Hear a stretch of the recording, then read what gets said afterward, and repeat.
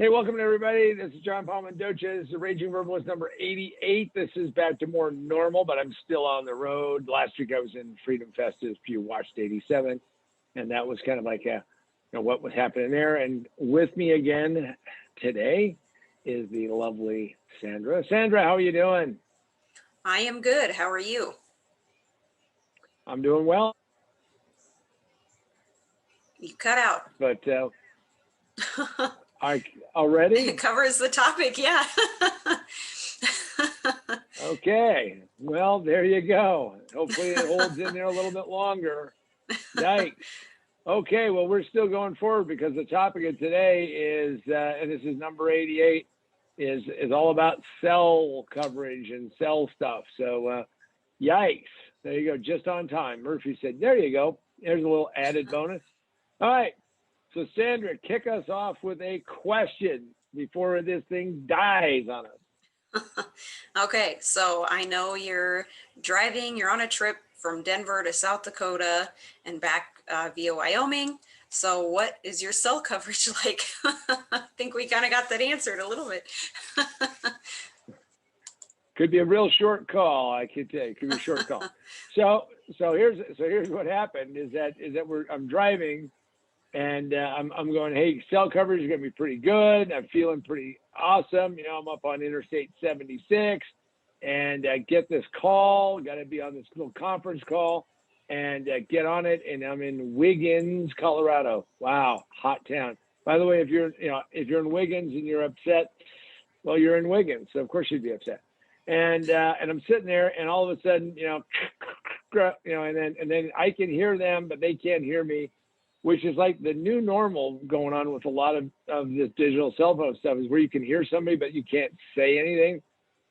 Frustrating as all get out. So it was overarchingly interesting and bizarre. We're going to talk more about it today. And it was really irritating because that deal, like I was really trying to work it. And well, we didn't win the deal. I don't know if it was a cell coverage or not, but it should have been solid gold. I mean, I'm on the Verizon network, supposedly the best network in the land, and so that was it. I mean, that's how we started off. I mean, we'll get into more of it, but that's how we started off. And it was not necessarily uphill from there; it was more downhill from there. And we'll delve deeper as we go. All I can say is, wait till we get off the internet. And if you're sitting there now and you need to have like something to make you feel more secure, start hugging it because it's going to get a little scary. All right, so did you experience withdrawals when the coverage dropped? So somewhere along the way, we are getting off of Interstate 76 and we're going to go across the Great Plain of Colorado into Nebraska. And we are heading north because we're going to Rapid City, and all of a sudden there is no cell coverage, and I mean no cell coverage. Now in the good old days it would flash no service or something like that, but now what it does is it just shows you like maybe one little tiny bar. It's trying to trick you, so you say, well, maybe I'll just send a text because text takes a lot less data. And then what it does is it puts up this big red thing which says text not sent. Would you like, and since I have an Apple phone, it says, do you want to send it as just a text and not more of a full enhanced Apple? And you go, yes. And then it does nothing. And then you go, yes. And it does nothing. And then stuff that you thought sent starts blasting notifications. And yeah. So what happened is yes, I had withdrawal and I needed a plush toy and one was not close by. And away you go. And it was one of those things you say, is it really 2021? I mean, really that we don't have cell coverage out here? And yikes, yeah. So it was pretty bad, and it was some needed a crying towel. That's all I can say. It was tough because I had lots of calls to make and no way to do them. So that's where that happened. All right, so I also understand that you kind of went back in time in good old Sydney, Nebraska. So can you share with us what happened there? So we mapped out, where we were going to go to eat lunch, because we wanted a place to stop because you're going to be in the middle of nowhere. And good old Google helped us out, and they told us that in Sidney, Nebraska, which is it isn't even the wide spot in the road. It's there's an exit off of Interstate 80, and it said there's going to be this really kind of pretty cool Mexican restaurant, and we were going to 3 margaritas or 4 margaritas or 5 margaritas, whatever it was called. And we're driving and we're looking for it. We're like, well, this is pretty interesting because it's actually in a building attached to a gas station.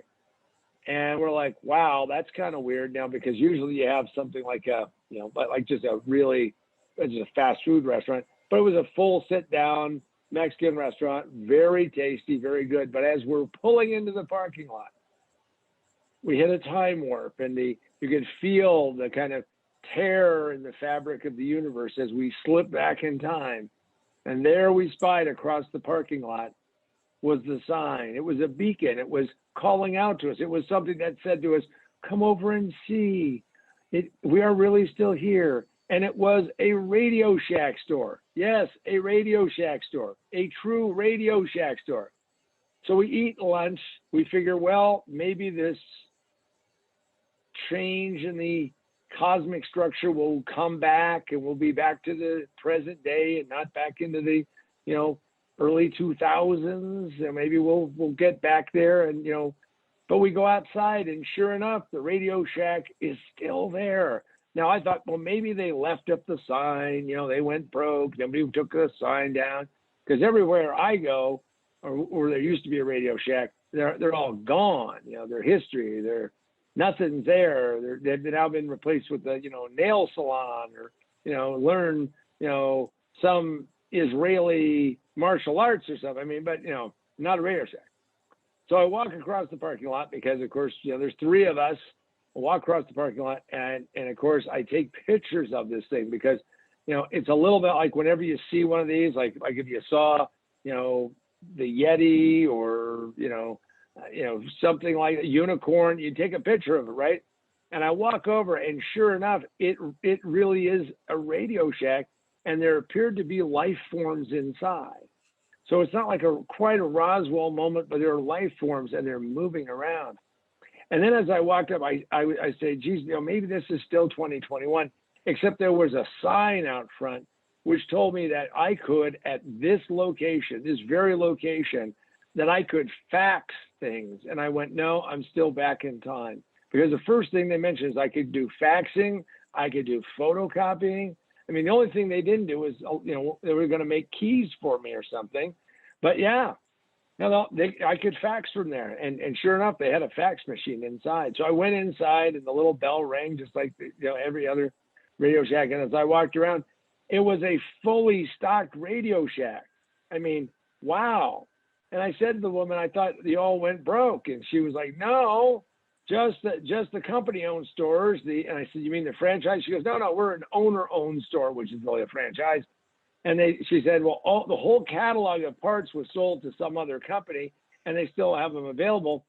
So, Gabe and I walked around, and we marveled. And of course, it was a husband and wife combo. We didn't buy anything. I mean, in some ways I felt bad. I felt like maybe I should buy a battery or, a splitter for stereo speakers, or some other, maybe a pack of resistors, because, Radio Shack sold all kinds of weird stuff. But, we didn't buy anything. But the woman took a picture of us standing in a Radio Shack and assured us that this was not a time warp. And we escaped. We got out because, I mean, I asked them how well they are doing. And the husband, popped his head up from behind the counter, a little scary. I think maybe he was working on the warp drive or something, and said, no, hey, we're still here. And we've been working on this stuff a lot. And, and we're good with it. We're good. And we do a pretty good business here in Sydney. Now, for those of you who don't know, Sydney, Nebraska is like the original, and Sandra, you got to remind me because I always screw up the name. So what was the sporting goods store that started there? Cabela's. Cabela's. Yeah, so there's this huge Cabela's and a Radio Shack store. I mean, I don't know why Sydney, Nebraska isn't booming. I mean, you've got 2 major important things. Now, they didn't have a cool catalog. Like Radio Shack always had the catalog. And I know later on they quit, but, they always had a cool catalog that featured all kinds of crazy stuff. I mean, because Radio Shack, like, they scoured the world and found weird electronics and put it in there. Now, the interesting thing about it is that when you have a time warp, you just kind of get a little disoriented. And what I want to do is I want to bring you back, do a little Scooby-Doo kind of sound effects here, but we don't really pay the Scooby-Doo folks, so we can't really do that. But what I can do is I can bring you back to the present and let you position yourself over the noise, because you can go pick up, well, not one, but both of my books. You can pick up, most businesses fail in the first 5 minutes. It just takes them 3 to 5 years to realize it. Position to Win, available on Amazon, Barnes & Noble, Books A Million, Powell's, you name it, it's available there. It's also available digitally on Kindle and Apple and Nook. And the other book, Remote Work for a Better World, and We Were Remote in Sydney, Nebraska, is available exclusively on the Kindle store. Still 99 cents. So if you haven't bought it yet, what's your excuse, dadgummit? But I can tell you that was a pretty interesting thing. And now as we come back to the present time, as we come back through the looking glass and back to Sandra and a little bit of sanity, and we leave Radio Shack behind, and maybe someday I'll go back there. I mean, I was really expecting I'd see a Blockbuster there or something, also Blockbuster Video, Be Kind, Rewind, something like that. But okay, all right. So Sandra, what is the next question on our journey through the cell phone forest? All right. So what was the most interesting cell coverage you ran into during the trip? So we're driving through Wyoming, and I'm looking at my cell phone, and I've had a cell phone a long time, so I know all the generations. So all of you out there, and yeah, that means, geez, this guy's been around a long time and stuff. Yeah, well, cell phones are kind of crazy. So we're driving, and I'm looking at it, and we go from 4G, which is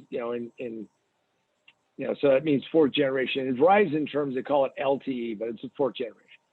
And we drop down to 3G.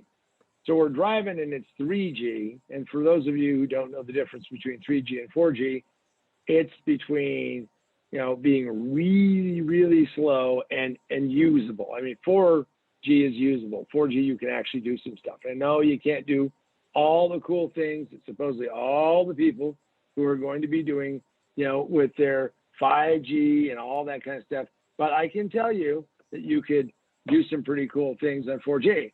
So we're driving along and we go from 4G to 3G. Okay, well, we're still okay. And we're texting because texting works just fine and everything is going great. And then we hit this patch and we go down to 1X. Now, for those of you who don't remember what 1X is, well, let me bring you down to speed, not up to speed, but down to speed.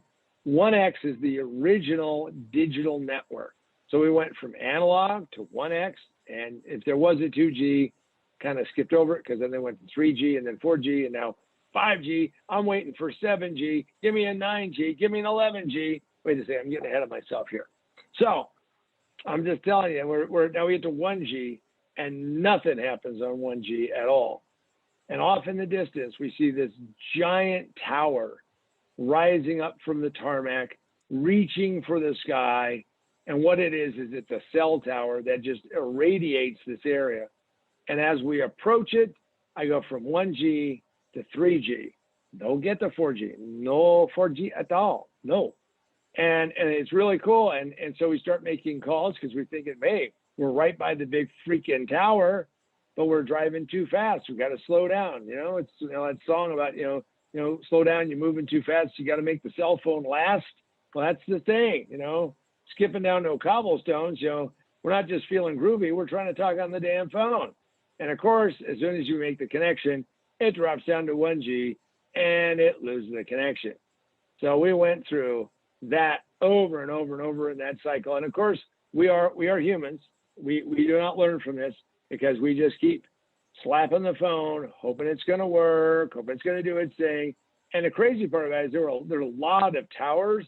So my guess is a fair amount of towers. My guess is that like the farmers use them when they're driving tractors and stuff.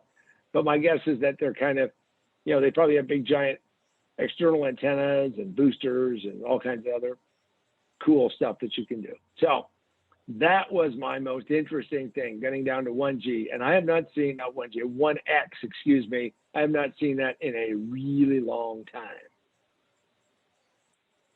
Well, all right.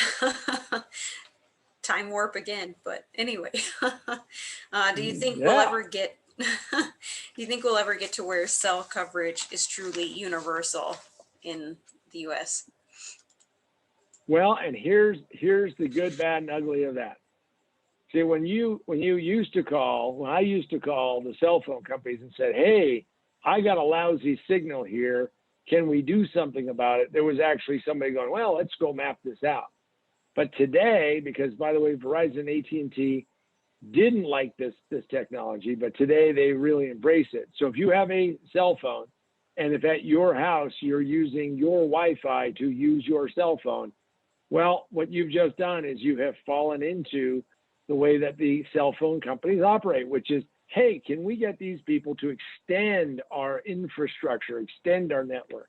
So to answer your question, will we ever get universal coverage? I think not, because what we're going to do is they're going to, and I'm using this word explicitly, I know what the word means, is that essentially the big cell phone people are pimping off of your Wi-Fi that you're paying somebody, cable company, satellite dish, phone, whoever you're paying for, but they're using that to extend their network. And in fact, in my house where I am at, I have to use the Wi-Fi all the time, and it works great, and all that because Verizon isn't really going to do that. So my feeling is that we're probably never going to get universal in the U.S. because it's just too expensive, especially with this 5G thing. So for all of you out there who are waiting for 5G, well, wait no more. Buy a phone if you want, because when it happens, you're going to go, yay, but it's going to set you up for boo and a lot of crying, because just like my deal where you drop down to 3G, dropping from 5G to 4G to 3G, I mean, I don't even know how you can handle it. I mean, airbags must inflate at some point in time. So the answer is, Sandra, sadly, and you eat healthy. This woman is super thin and she's a healthy eater, so she may live long enough to see this coverage. I mean, and I know that that's one of her life ambitions and goals, so she might make it. But I don't know. For the rest of us, who knows? I think it could be a tough slog. All right. So with that, should we believe any of the coverage maps by the three main cell carriers? Well, let me ask you, Sandra, since you grew up in a somewhat rural setting. Am I saying it right? Rural setting. Rural. Kind of cool. Rural. Anyway, okay. Anyway, what do you? So I think the coverage maps look really cool, and every single carrier, AT&T and Verizon and T-Mobile, everybody has. I mean, they love. It's like giving a 5-year-old a big giant box of crayons and a sheet of paper. They start coloring everything, and I've yet to see one of these things really, honestly, tell me where the hell it was. In fact, let's step back to before Nextel got absorbed up into Sprint, before it got absorbed into T-Mobile, is that I had this Nextel phone and I was driving through the mountains of Colorado, and I needed to go from Colorado down through New Mexico and then go meet up with a friend of ours in Arizona. And he wasn't like in Phoenix, he was like up in the mountains. And I got to tell you, I went out of my mind, because even though the Nextel map showed that there was coverage, most of the trip was no coverage. By the way, that's how I ended up with two phones. I had a Nextel phone and a Verizon phone, because at the time Verizon had this thing called roaming, and what they were doing is they were roaming through your bank account, sucking money out of the thing. Anyway, so literally I would like, as soon as I get to the highway, I would like be driving down Interstate 40, and I'd set the cruise control super slow, even though people would be driving by screaming at me, "Hey, moron!"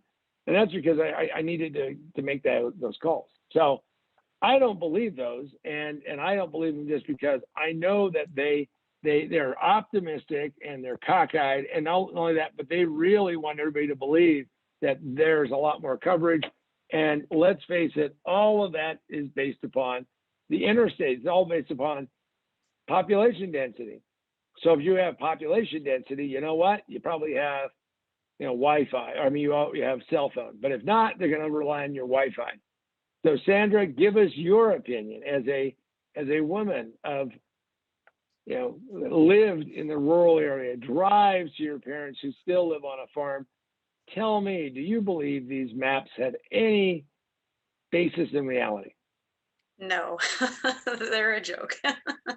Not true at all. Just like, the ink splotches for like, I don't know, psychology test or whatever, mental capacity. That's what it is. They just threw some ink on there and hope you believe or see what you're going to see. That's what they are. Right. Because so they're a Rorschach test, and what it There you is, when you look at it and you say, instead of saying that you see something else that psychologists find real and imaginative, and you say, I see a cell phone map and there's coverage everywhere. But there isn't. You're crazy. Exactly. Because, that's the diagnosis. Yeah. So I have a tendency to agree with Sandra, because all I can tell you is that these maps are very deceiving, and whoever draws them up is, again, they have some kind of issue. Now, right now, you can go on and watch a YouTube video, and then you can build yourself a little antenna, and then you can find the tower that you're looking at, and then you can orient your thing. It sounds like a lot of work, but anyway, I do not believe these maps. I do believe that they're mostly fantasy, and the best part about the fact that they're a fantasy is they're a fantasy that people want to believe, so they're there. So that leads us to.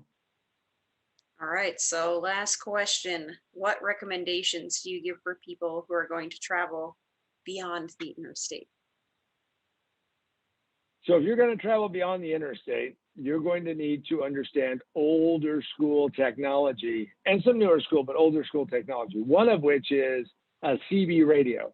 Now, a CB radio is filled with truckers and other people, and they will probably not be your cup of tea. Maybe, I don't know. If you're a trucker and you're listening, love you. Glad that you're out there doing what you do, because it's a tough job, tough gig.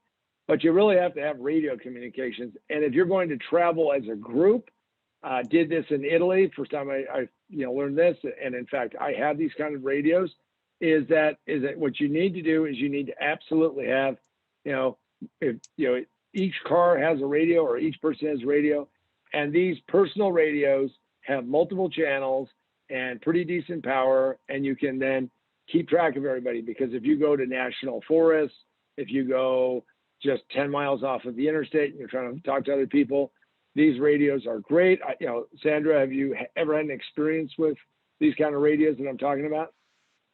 Yeah, we used them for our national park trips out around Yellowstone, and that works pretty well. It's worked much better than the cell phone. We even got some for my parents for out on the farm, so they're worth it.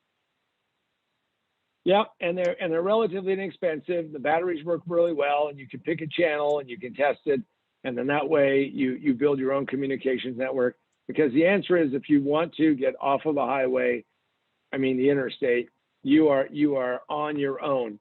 I'll leave you with this final story. I'm driving with my good friend Perry Marshall. He has come to Reno. We did some business in Reno. We are now heading south. I'm going to eventually get him to Redondo Beach, where he's going to have a speaking gig. And we decided, and my wife was up for this adventure, that we would go to Death Valley together. That would be so cool. We'll go stay in Death Valley. We'll go hang. We'll go see what it's like. So I'll just give you the cell phone part of it. So I'm sitting there and we're driving to Death Valley, and we underestimated how long it would take us to get to Death Valley. So it is pitch black outside. And if you've never been to Death Valley, if you've never been in a place that's pitch black, this is seriously pitch black. So it's kind of a little spooky, kind of a little kooky, but hey, we're in a van, we'll be okay. So we get to the hotel and we check in, and it's a motel, not a hotel.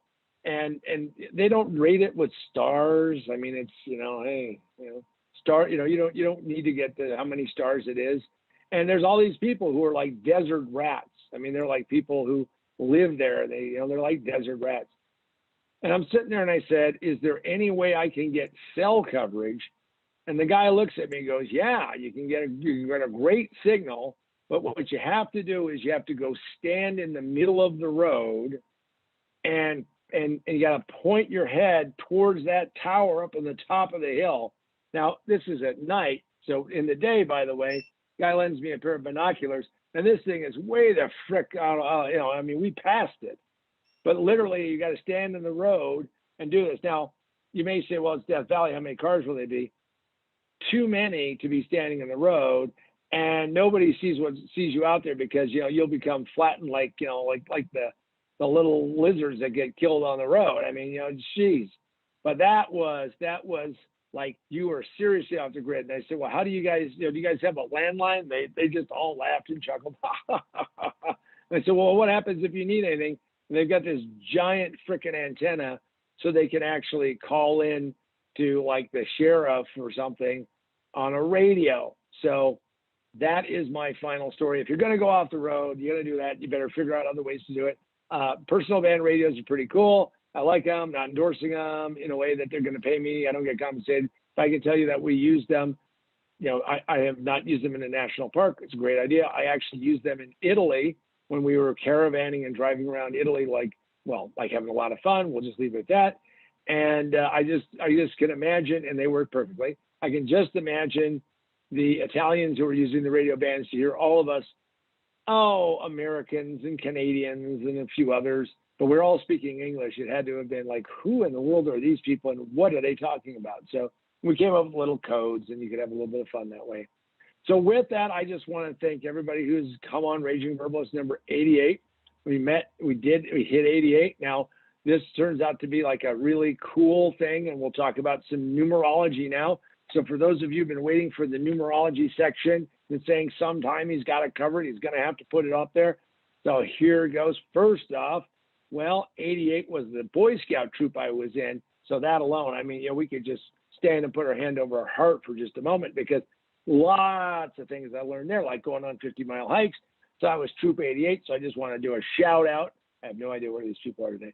And the other thing, though, is that Sandra just recently had a birthday, and it would be imprudent for me to announce her name, but the year 88 has something to do with it.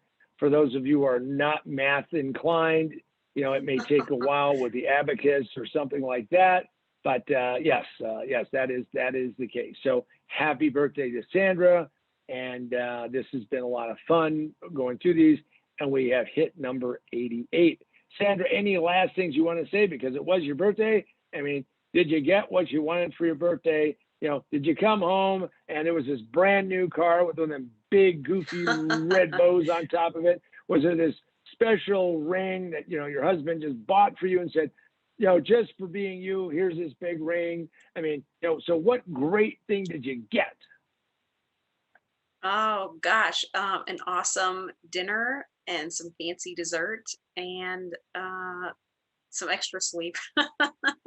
So it was nice. And thanks for the birthday Shows wishes. you what. So all of you out there, you know, put a comment below, and then here's how you can find us. You've had some fun. You go to Facebook, go to Position to Win Book group. I guess I don't know, just Position to Win Book group. Position to Win Book. I just go to Position to Win. Most myths fail in the first 5 minutes. And that's how the group pops up. But if you type in Position to Win, I think it'll pull up the group. So okay. Yeah. And then you can always watch the Raging Verbalist on YouTube. You can put a like, you can put a share, you can put a, you know, hey, a comment, and John, what's going to go on, and all those things. So with that, hey, have a great time, everybody. This has been Raging Verbalist number 88. I'm John Paul Mendoza, Dr. Speed Selling. And for the lovely Sandra, who just had a marvelous birthday, but didn't get the big car. I mean, well, okay, we're going to have to work on him now for next year. Well, you got to get that car. Anyway, thanks, everybody, and we'll see you next week on the Raging Verbalist.